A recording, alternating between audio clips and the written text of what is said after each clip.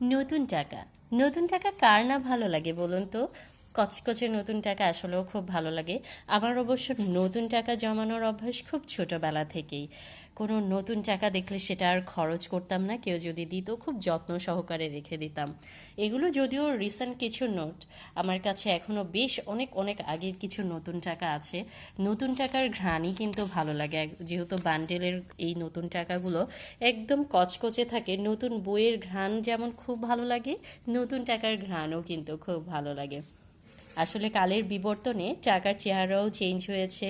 10 টাকার নোট থেকে শুরু করে সব টাকারই বেশ অনেক অনেক পরিবর্তন এসেছে।